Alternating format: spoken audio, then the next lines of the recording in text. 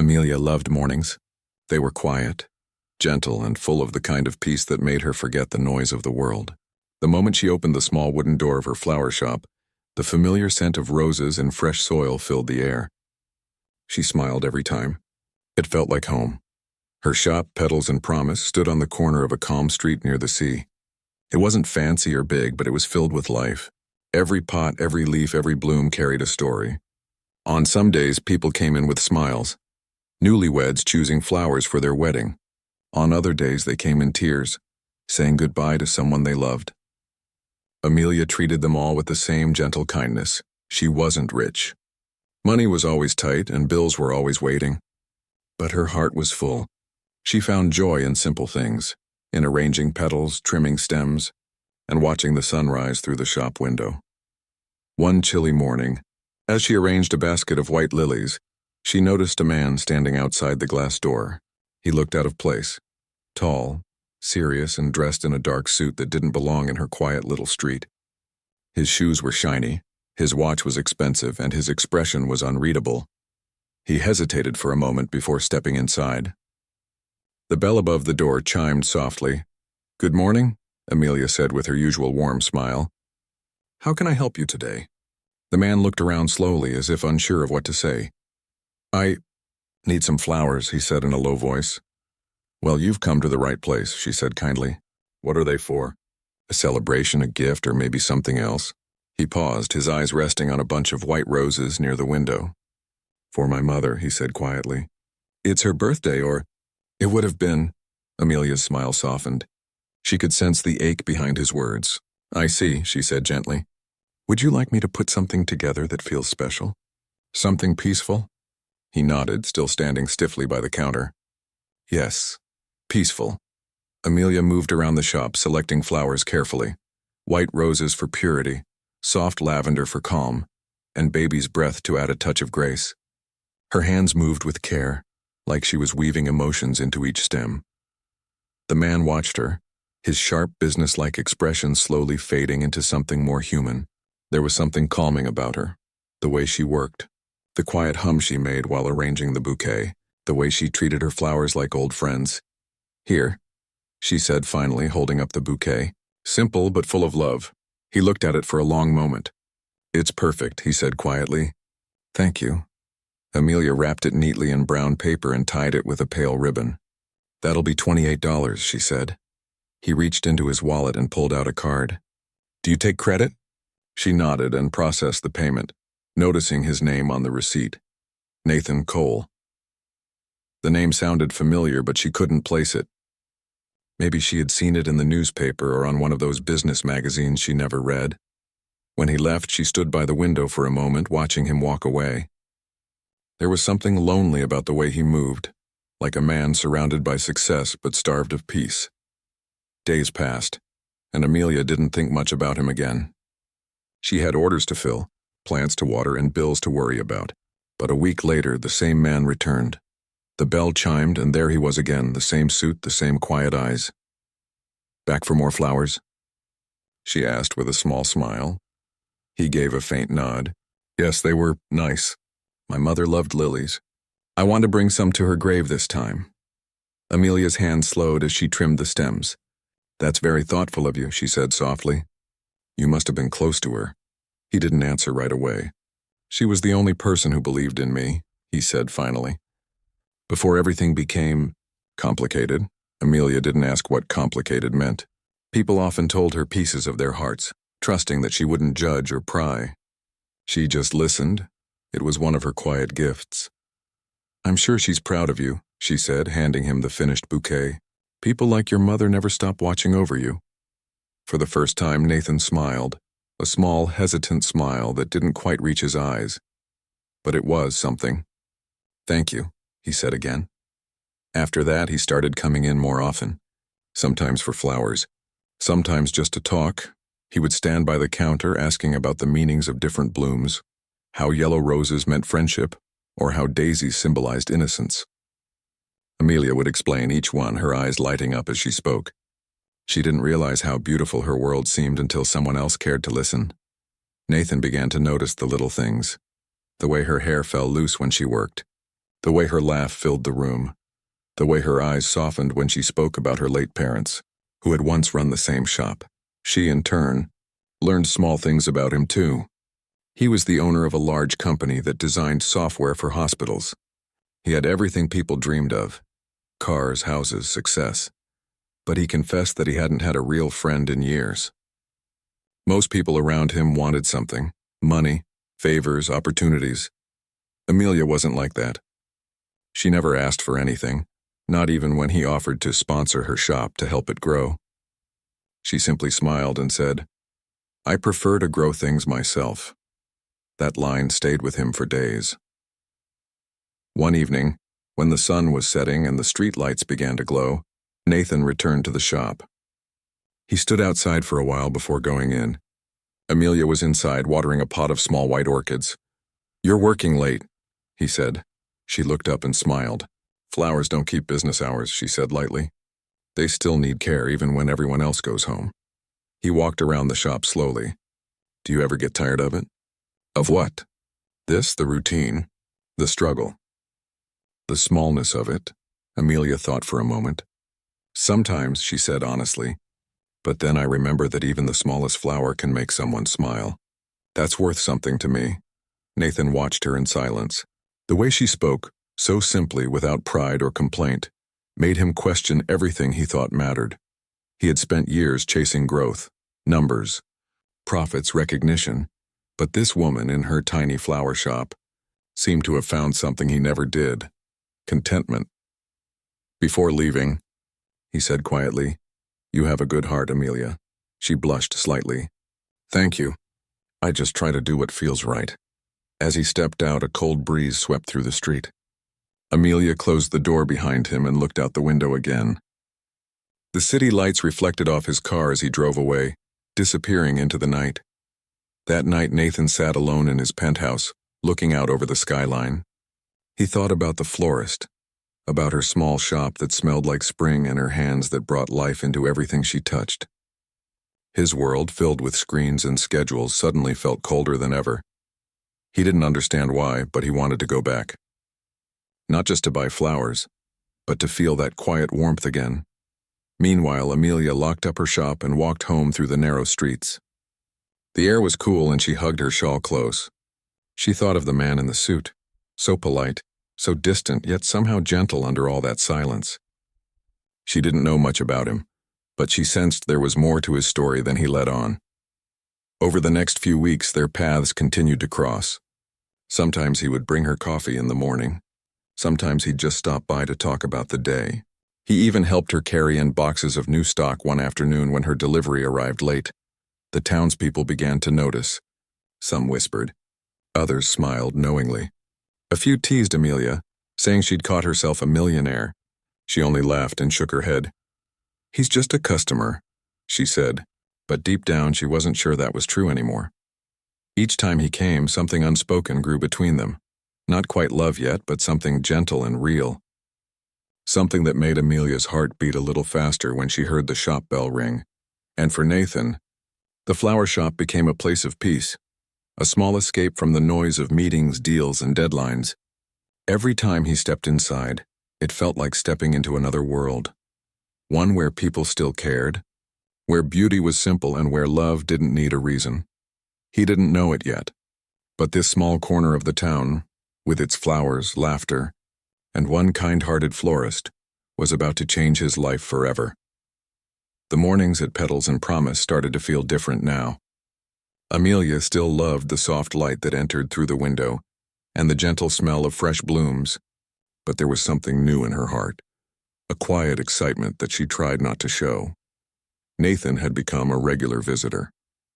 Sometimes he came with a reason, sometimes without one, but every time he stepped through that door, the shop seemed a little brighter. Amelia didn't know what name to give this feeling that grew between them, so she didn't try to name it at all. She just enjoyed his company. He would stand by the counter asking questions about flowers he already knew the answers to. "So these ones," he said once, pointing at a row of tulips. "What do they mean again?" She laughed softly. "You asked me that last week." "They mean perfect love, remember?" "Right," he said, pretending to think. "Guess I just like hearing you explain it." Amelia shook her head but smiled anyway. There was an ease between them that didn't need effort. He was a man of logic, used to numbers and business, yet when he was around her he seemed more relaxed, more human. One morning a delivery truck stopped outside the shop. Boxes of fresh flowers arrived from the market. Amelia stepped out to sign for them, brushing her hair back from her face. Nathan happened to pass by and saw her struggling to lift one of the boxes. "Let me help," he said quickly, taking it from her hands. "It's fine, I can manage," she said. But he didn't listen. "I insist." "These look heavy." Amelia laughed as he awkwardly balanced two boxes at once. "You're not very good at taking orders, are you?" "Not unless they come from someone who knows what she's doing," he said, smiling in that quiet way that always made her heart flutter. Inside, as they unpacked the boxes together, she noticed how carefully he handled the flowers, almost afraid of breaking something. "Delicate, you're learning fast," she said. "I had a good teacher," he replied. The bell on the door rang as a customer entered, and the moment broke. Amelia went to help while Nathan stood back, observing how she interacted with people. The way she listened, how she remembered every customer's name, and how she never rushed anyone. He thought about his own life, full of meetings, deadlines, and people talking fast but saying very little. There was something special about the quiet honesty in this small shop.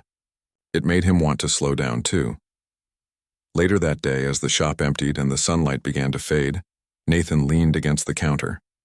"I was thinking," he said, "maybe you could expand your business. You have something really special here. You could open another shop, maybe in the city. I could help you set it up." Amelia stopped arranging the flowers and looked up. "You mean like an investment?" "Yes, you have the talent, the heart for it. You just need a little help." Her smile faded a little. "That's kind of you, but I'm not sure that's what I want." He frowned slightly. "Why not? You could reach more people. Make more money? Grow faster." She shook her head. "It's not about being bigger, Nathan. I just want to do what I love. I don't want to turn it into something else." He didn't understand. To him, growth meant success. To her, success meant peace. They were speaking two different languages, though both came from a place of care. "I only want to help," he said quietly. "I know," she said softly. "But not everything needs fixing. Some things are fine just the way they are." The silence that followed was gentle but heavy. He nodded and changed the subject, but her words stayed with him. Over the next few days, he came by less often. Amelia told herself he was just busy, but she felt his absence deeply. The shop felt quieter, emptier somehow. She found herself glancing at the door whenever the bell chimed, half hoping it would be him.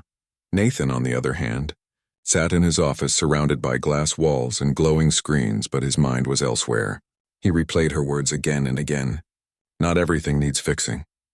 For someone like him, that was hard to accept. He had built his life around solving problems, turning ideas into profits and pushing forward no matter what. But with her, things didn't work that way. One evening, after a long meeting, he decided to visit her again. It was already getting dark when he reached the shop. The lights inside were still on, and he could see her sweeping the floor, humming softly to herself. He knocked gently on the glass door, and she looked up, surprised but smiling. "You're out late," she said as she unlocked the door. "Couldn't sleep," he said simply. She tilted her head.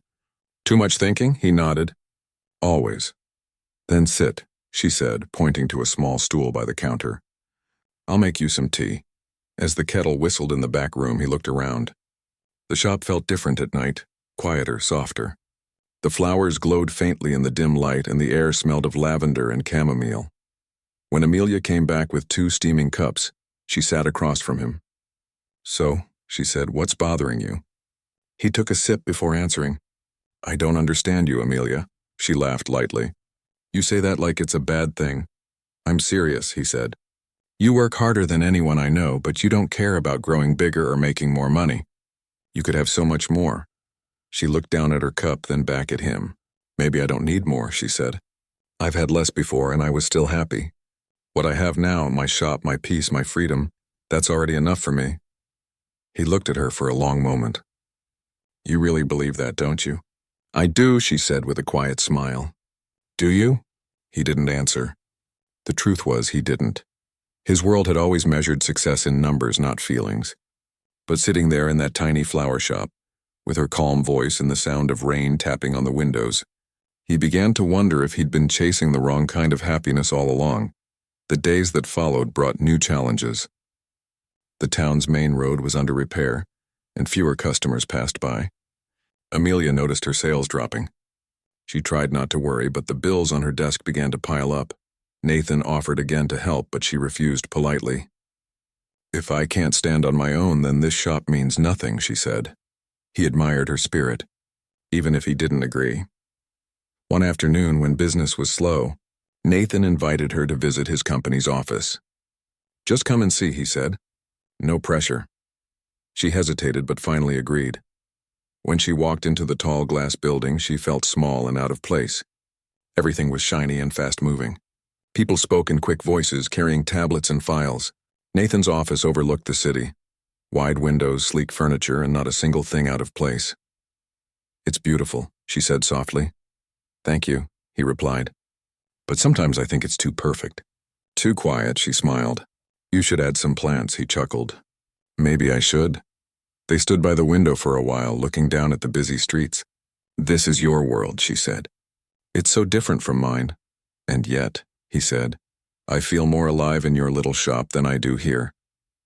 Her heart skipped a beat at his words, but she didn't say anything. She could see the loneliness behind his success, the way his eyes looked tired even when he smiled. A few days later, a small article appeared in the local newspaper. It showed a photo of Nathan standing outside her shop with a bouquet in his hand. The headline read, "Millionaire supports local florist's small business." When Amelia saw it, her stomach turned. People in town began to whisper. Some said he was trying to buy her shop. Others said she was only nice to him because of his money. When Nathan came by that evening, she didn't greet him with her usual smile. "Did you talk to the press?" she asked. He looked confused. "No, why?" She handed him the newspaper. "Because this makes it look like you're my sponsor, not my friend." He read the article, his expression hardening. "I didn't say anything to them. I swear. But now everyone thinks you're helping me out of pity," she said, her voice trembling slightly. "I don't want people to think that. I was only trying to help. I didn't ask for help." She interrupted softly but firmly. "You don't understand, Nathan. This shop is all I have. I built it with my own hands. If people think I can't do it alone, then what does that make me?" He took a step closer. "It doesn't change who you are," but she shook her head. "Maybe not for you. But for me it does." For a moment, neither of them spoke. The air between them was heavy with unspoken words. Finally, Nathan said quietly, "Maybe I should go." Amelia didn't stop him. She just nodded, even though her heart was breaking a little. As he left, the bell above the door gave a soft chime, a sound that suddenly felt lonelier than ever before. That night, Amelia sat alone in her shop long after closing time. The flowers around her seemed to droop as if sharing her sadness. She whispered to them, "It's okay. We'll be fine." But even she didn't believe it. Nathan drove home in silence, his chest heavy. He hadn't meant to hurt her. All he wanted was to be part of her world, even if just a little. But maybe he'd tried too hard to fix something that wasn't broken. For the first time in a long while, he felt truly lost, and in the small town by the sea, two hearts that had started to grow closer now stood quietly apart, each wondering if love could really bloom between worlds so different. The days after the newspaper article felt colder than usual, even though spring had just begun. The streets were still lined with blooming trees, but Amelia barely noticed them. Inside her little shop, Petals and Promise, the flowers looked as fresh as ever, but the air had changed. It felt heavier somehow. She didn't see Nathan for over a week. The first few days, she kept telling herself he was just busy. By the fifth day, she stopped expecting the bell to ring at all. She tried to focus on her work, wrapping bouquets, watering the plants, arranging displays. But her thoughts kept drifting back to him. The whispers around town didn't help. When customers came in, some would smile politely, but others gave her that look, the kind that said they knew something. "I saw that article," one woman said with a grin. "You must be doing well if you have rich friends helping you." Amelia forced a small smile and said nothing. She hated gossip. Her shop had always been about honesty, about hard work and care. Now it felt like that was being taken from her, like people were looking at her success and seeing someone else's hand behind it. At night, when the shop was quiet and the streets outside were empty, she would sit by the counter and stare at the bouquet Nathan had made the last time he visited. It was a mix of white tulips and soft pink roses. She couldn't bring herself to throw it away, even though the petals had started to dry and curl. She missed him, not just his company, but the calmness he brought with him. He had a way of listening, of making her feel seen. And though their worlds were different, she had started to believe they might somehow fit together. But now, with silence between them, she wasn't so sure. One rainy evening, as she was closing up, she heard footsteps outside. The door opened, and there he was. Nathan stood there, soaked from the rain, his coat dripping onto the floor. "I didn't mean to come unannounced," he said quietly, "but I had to see you." Amelia froze for a moment before stepping closer. "You're drenched," she said softly. "Come in before you catch a cold." He walked in, brushing the water from his sleeves. The shop was warm and smelled of lavender and wet soil. For a few seconds, neither of them spoke. "I'm sorry," he said finally, "about the article. About everything. I didn't know they'd write that story. I should have been more careful." "I believe you," she said. "But it's not just about that. People see things and make their own stories. I don't like being talked about." "I understand," he said, his voice low. "I never wanted to cause you any trouble." There was sincerity in his eyes, and she could see how much it bothered him too. The tension that had built between them started to melt little by little. "You look tired," she said gently. "Have you been sleeping?" He shook his head. "Not really. Work's been a mess, and honestly, I've been thinking about this, about us, more than anything else." Her heart skipped a beat. "There isn't an us, Nathan," she said softly, though her voice trembled as she said it. He looked down for a moment, then met her eyes again. "There could be." Amelia didn't reply. She didn't know what to say. The truth was she wanted there to be, but she was scared. Scared of being misunderstood again, of losing herself in something she couldn't control. Before she could answer, the lights flickered, and the rain outside grew heavier. A loud clap of thunder shook the window panes. "I should go," Nathan said. "You'll be closing soon?" She nodded, even though part of her wanted him to stay. As he reached for the door, she said quietly, "Thank you for coming." He gave a small smile, one of those soft, tired smiles that came straight from the heart, and then stepped out into the storm. That night, the rain didn't stop. It poured for hours, flooding the streets and filling the air with the sound of rushing water. Amelia lay awake, listening to it hammering against her window. She worried about her shop, the flowers, everything she had worked for. By morning, when the rain finally stopped, she rushed to Petals and Promise. Her heart sank the moment she turned the corner. The front of the shop was half submerged in muddy water. The door had been pushed open by the flood, and several pots had fallen over. The sight broke her heart. She spent hours trying to clean up, her hands cold and trembling. Some flowers were ruined, the soil washed away. The wooden floor was soaked, and the smell of damp earth filled the room. She didn't cry, not at first, but as she picked up a broken vase from the floor, the tears finally came.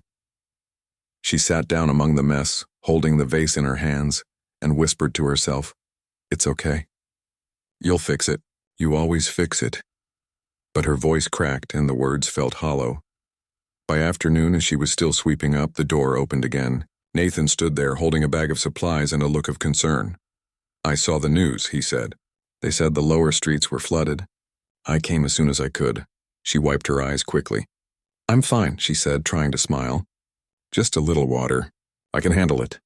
He stepped inside and looked around at the damage. "This isn't little, Amelia.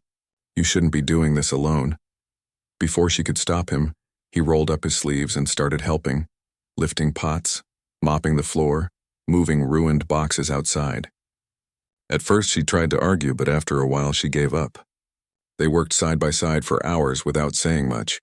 When they finally sat down, both covered in dirt and sweat, Amelia sighed. "I don't know how I'll manage this time," she said quietly. "It's too much." Nathan looked at her for a long moment, then said softly, "You don't have to do it alone." She met his gaze, but this time there was no pride or argument left in her. "I don't know how to let people help," she admitted. "I've been doing everything by myself for so long." He smiled gently. Then maybe it's time to learn.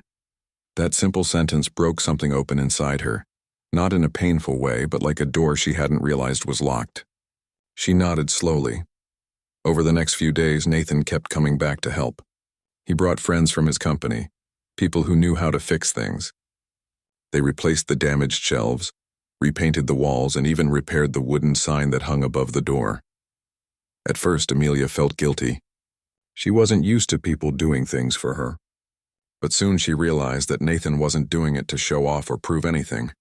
He just wanted to help, and he did it quietly, without the cameras, without attention. One evening, as they stood outside looking at the newly painted shop, Nathan said, "It looks even better than before." Amelia smiled. A real smile this time. "It does, thank you, Nathan. For everything." He looked at her and said softly, "You don't have to thank me. I just wanted to see you smile again." The words hung between them, soft and real. Amelia looked away, her cheeks warm. She didn't know what to say, so she simply whispered, "You're a good man." That night, as she locked up the shop, she felt something different inside her. A quiet warmth, like hope blooming again after a long winter, but not everyone saw it that way. The town's whispers started again, this time louder than before. People talked about how the rich man had saved the florist. Some said she'd finally given in, that she'd traded her pride for comfort. Others said she was foolish for letting him into her life. Amelia tried to ignore it, but it hurt. She had always believed in honesty, in earning her way. She didn't want anyone thinking she was being kept. Nathan noticed her quietness one morning and asked, "What's wrong?" She hesitated, then said, "People are talking again, saying things that aren't true." He sighed. "Let them talk. You know the truth. That's what matters." She nodded, but deep down she knew words had power, especially in a small town. And once people started talking, it was hard to make them stop. Still, she refused to let it break her this time. She poured her energy into her work, into making the shop bloom again. Nathan continued to visit, but he kept a respectful distance when customers were around. He didn't want to cause her more trouble. One evening, as the sun set behind the hills, Amelia stood outside, looking at the flowers swaying gently in the breeze. The air smelled of roses and hope. Nathan walked up beside her, holding 2 cups of coffee. "You did it," he said quietly. "You brought it all back," she smiled. "No, we did." For a moment they stood in silence, watching the light fade. There was no need for big words or promises. They both knew that something real had taken root between them, something fragile but strong. It wasn't love declared with grand gestures or perfect timing. It was love built in small moments, in shared work, quiet understanding, and a willingness to stay even when things were messy. And though the town still whispered, Amelia didn't care anymore. She had learned something important, that love, like flowers, doesn't need perfect soil to grow. It just needs care, patience, and the courage to keep blooming no matter the storm. The days after the flood brought new beginnings for both Amelia and Nathan. The shop had come back to life, brighter than before. The walls gleamed with fresh paint. The wooden floor shone like it did years ago, and the scent of flowers filled every corner once again. For the first time in weeks, Amelia felt like she could breathe. She woke up early every morning, opened the front door, and watched the sunlight spill into the shop. The flowers looked happy too, their petals stretching toward the light as if grateful to be alive. Nathan still came by, but something about him had changed. He didn't just visit, he stayed. He helped water the plants, restock shelves, and even learned how to wrap bouquets, though he wasn't very good at it. Amelia teased him often about his clumsy hands, and he laughed, saying, "I guess I'm better with numbers than ribbons." Their laughter filled the shop, and people in town noticed. The whispers hadn't disappeared completely, but most of them had softened. People saw how hard Amelia worked, how genuine she was, and how Nathan never acted above anyone. Slowly the gossip began to fade like old petals carried away by the wind. One afternoon, as Amelia arranged a display of sunflowers, Nathan leaned on the counter watching her. "Do you ever stop?" he asked with a smile. She laughed. "Not when there's work to do. Flowers don't wait," he tilted his head. "You treat them like people," she smiled. "They are alive, just quieter about it." He thought about that for a moment, then said softly, "Maybe that's what I like about this place. It's full of life, but it never shouts, it just exists." Amelia looked at him and said, "You're learning to listen." He smiled. "You're a good teacher." As weeks passed, their bond grew stronger. They found joy in small things, sharing coffee before the shop opened, sitting by the window during quiet afternoons, talking about dreams that felt too big to say out loud. Nathan often spoke about how empty his world had felt before he met her. "I used to think success meant not needing anyone," he said one evening. "But now I realize that's just another kind of loneliness." Amelia listened quietly, her eyes gentle. "We all build walls sometimes," she said. "But flowers don't grow in walls. They need open ground." He looked at her for a long time and said, "Then maybe it's time I stop building walls." They didn't need to say anything more. The silence between them was warm and full of understanding. One morning, Nathan arrived at the shop earlier than usual. He brought 2 cups of coffee and a small notebook. "I have an idea," he said, placing it on the counter. Amelia raised an eyebrow. "Oh no, another business plan?" He laughed. "Not quite. Something different. What if we started a small community garden here? A place where anyone, children, families, even lonely people, can come and plant something. You could teach them about flowers." Amelia's eyes lit up.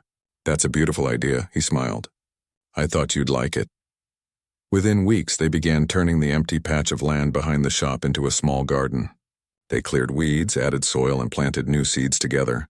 Nathan handled the heavier work while Amelia guided him gently, showing him how to treat the roots carefully and how much water each plant needed. The first time a seedling sprouted, Nathan called her over excitedly. "Look, it's growing." She laughed. "Of course it is. Everything grows when it's cared for." The garden became a quiet haven. Children from the neighborhood came to help after school. Old couples visited on weekends. Even people who barely talked to each other before began to share small moments there, watering plants, telling stories, and laughing together. Amelia's shop flourished again, not because of money, but because it had become a place of hope. Nathan helped design small signs for each plant with its name and meaning. Kindness, patience, love, peace. He often stood watching Amelia as she spoke to the children, teaching them about how every flower had a story. There was a light in her eyes that he could never quite describe. Something pure, something steady. He realized then that he didn't just admire her anymore. He loved her, deeply, quietly, and completely, but he didn't rush to tell her. He didn't want to spoil what they had with pressure or expectation. He knew Amelia's heart needed time, like a flower opening on its own. One evening, as the sun dipped low and the garden glowed in golden light, Amelia and Nathan sat on a wooden bench, their hands resting close but not touching. The air smelled of jasmine and damp soil. "You know," she said softly, "this place feels different now. Lighter, like it's more than just a shop." "It is," Nathan said. "It's your heart, Amelia.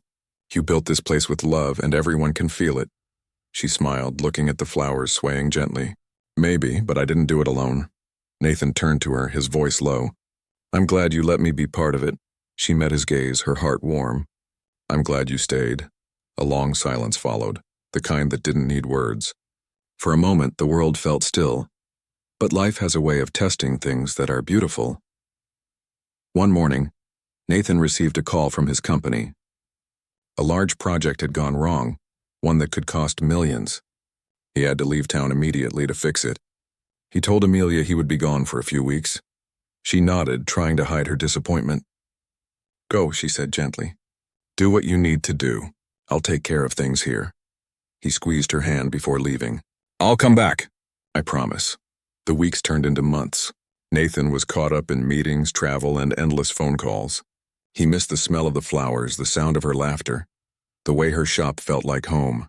But every time he thought of calling, something came up. Amelia tried to stay busy. She tended to the garden, helped children plant more seeds, and kept the shop running. But she missed him. Sometimes she caught herself glancing at the door, hoping it would open and he'd walk in with his usual quiet smile.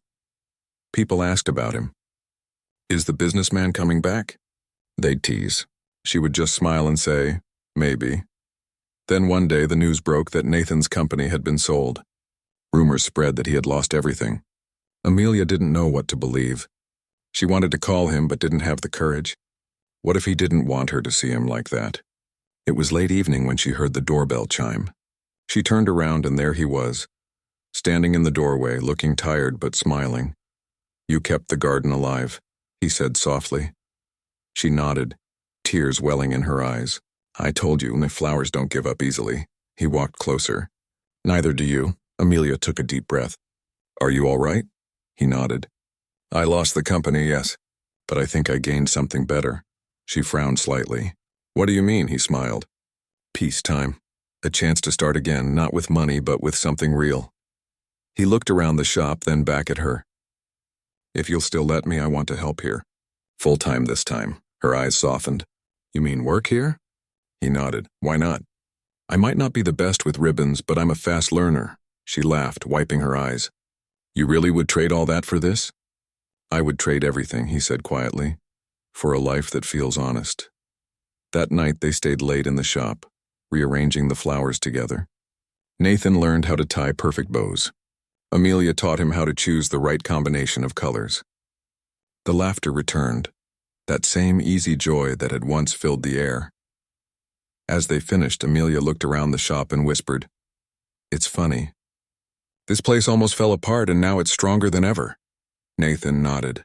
"Sometimes things have to break a little before they can grow, right?" She looked at him, her heart full. "You've changed, Nathan," he smiled. "Maybe I just found what really matters." They stood in the soft glow of the shop lights, surrounded by flowers that swayed gently in the evening air. It wasn't a perfect story. There had been storms, losses, and long silences, but somehow, through it all, they had found their way back to each other. And as the garden outside rustled softly in the wind, Amelia realized something. Love, like flowers, always finds its way back to the light. The morning sun filtered softly through the glass windows of the shop, painting golden patterns on the floor. The air smelled of fresh roses, lavender, and a hint of jasmine. It had been almost 2 years since the flood, 2 years since everything had changed. The shop had become a part of the town's heartbeat again, and so had the small garden behind it. Children still came every week to plant new flowers, and old couples sat on the benches watching the blossoms sway in the wind. There was laughter, music, and sometimes even quiet tears, the kind that came from remembering how far things had come. Amelia stood behind the counter, tying a ribbon around a bouquet. She hummed softly, her hands moving gracefully. The sign above the door now read, "Petals and Promise, a place to grow." It wasn't just a flower shop anymore. It was a place where people came to find peace, hope, and sometimes themselves. Nathan entered quietly, holding 2 cups of coffee. He placed one in front of her and said, "You've been up since sunrise again, haven't you?" She smiled without looking up. "You know me. Flowers wait for no one," he chuckled. "You say that like they have a schedule."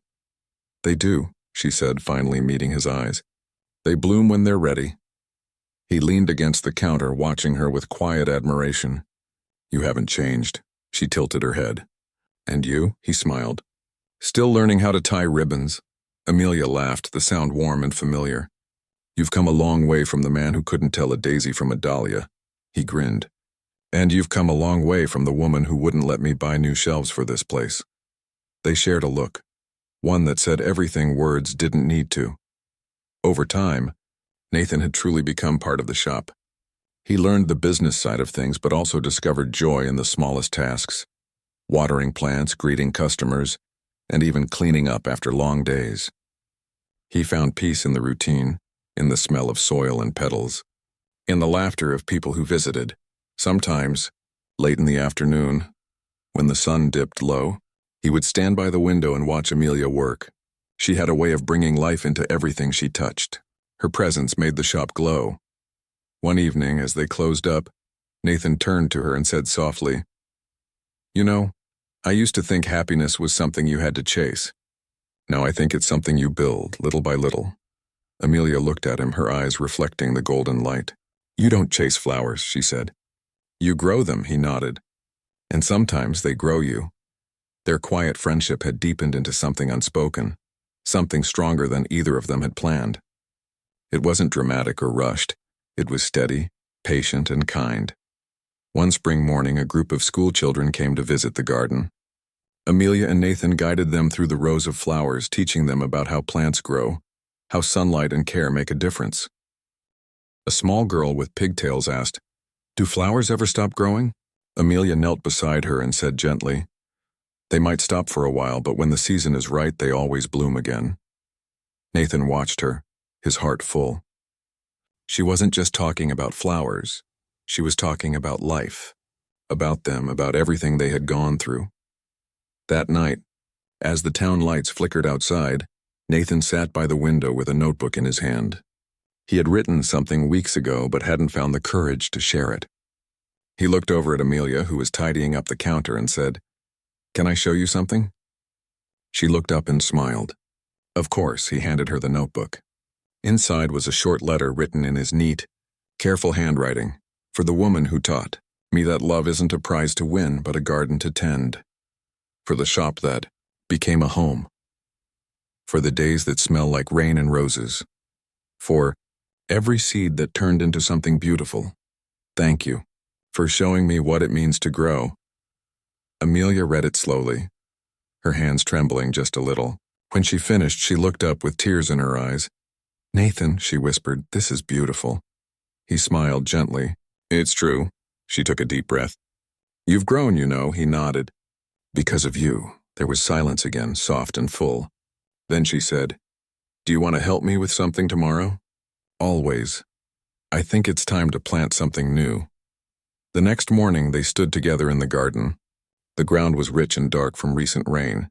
Amelia held a small packet of seeds, a rare kind of wildflower she had saved for years.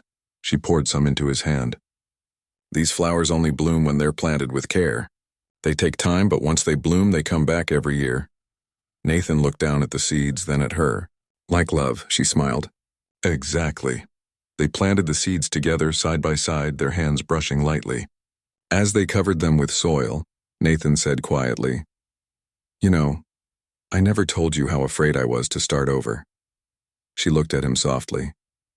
"And now?" "Now I'm afraid of only one thing," he said. "Losing this and what we've built." Amelia shook her head gently. "Love isn't something you lose. It changes, grows, and sometimes waits, but it never really goes away." Nathan smiled, his heart full. "Then I guess I'll stop being afraid." Days turned into weeks, and soon the garden began to bloom again. The new flowers grew tall, their colors bright and alive. People stopped to admire them, and Amelia often caught herself smiling as she watched children run through the rows. One afternoon, the mayor visited the shop. He handed Amelia a letter. "You've been chosen for the Town Heart Award," he said proudly, "for spreading beauty and kindness through your work." Amelia was speechless. Nathan placed a gentle hand on her shoulder. "You deserve it," he said. At the award ceremony, Amelia stood in front of the small crowd, her voice steady but full of emotion. "This shop was once just a dream," she began. "It almost disappeared, but something beautiful happened. People helped it grow again. I learned that love isn't just between two people. It's in every act of kindness, every hand that helps another. Love is what makes life bloom."